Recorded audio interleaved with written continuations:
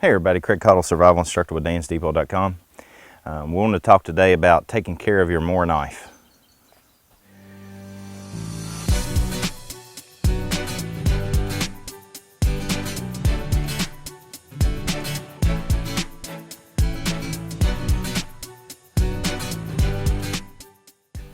So I'm going to start this off with the tale of two knives. What we have here is a Buck 119, and this is a Green River blank that I put handles on. Both of these knives I've had in my possession for about 25 years. So I want to talk about because I've got a lot of experience with these two. This is a stainless steel knife, and so you can tell it looks fairly new for the most part, other than a few scratches and everything. And this one has a lot darker tint to it and has a lot of spots and stuff like that on it. The reason being, and this is why I want to show you these two knives. These knives are both the same age and they're both very functional. I can't tell you how many deer I've skinned with this knife. 50, 60 deer, about the same. And this is the knife that I carry with me when I hunt. This is what I've gutted every deer that I've ever killed with this knife. It's a fantastic blade.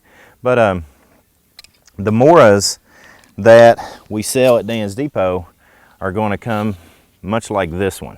Okay, so the Mora I came into later in life, didn't even know they existed till started working with Dan's Depot and started studying survival skills. Again, this knife is incredibly inexpensive, but is a hardy knife. But when you use it, it's going to work just like this one. It's going to get some spots on it, and you're going to have to knock those off with a little bit of steel wool. And as a preventive measure, you want to put some oil on it.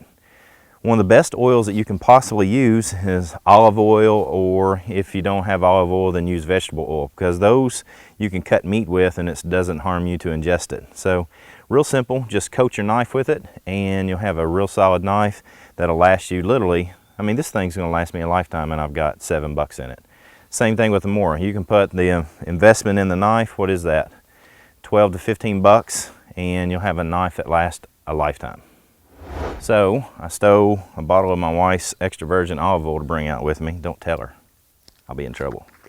But all you want to do is just put one drop on there on your blade, and you can utilize a rag to do this, or simply just put it with your finger. Just make sure you don't pull your finger back towards the blade. So usually I'm just doing something like that and spreading the oil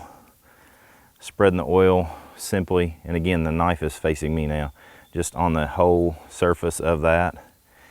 Now, one of the things a lot of people miss is when you have a full tang knife, you want to make sure that you cover that with the oil as well, and also any nails or whatever it is that you've made your knife out of, or the knife that you have, so that that's covered in olive oil too.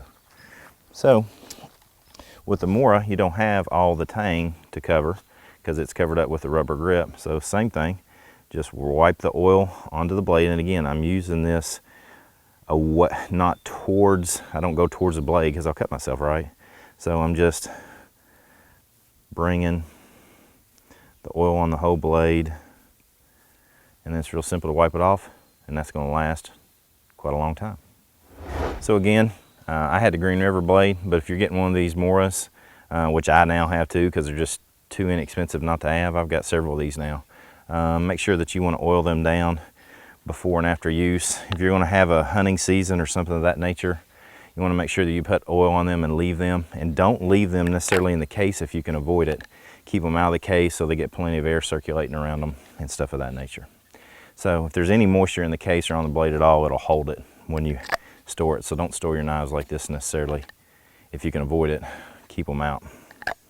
Until next time, I hope to see you on or off the trail.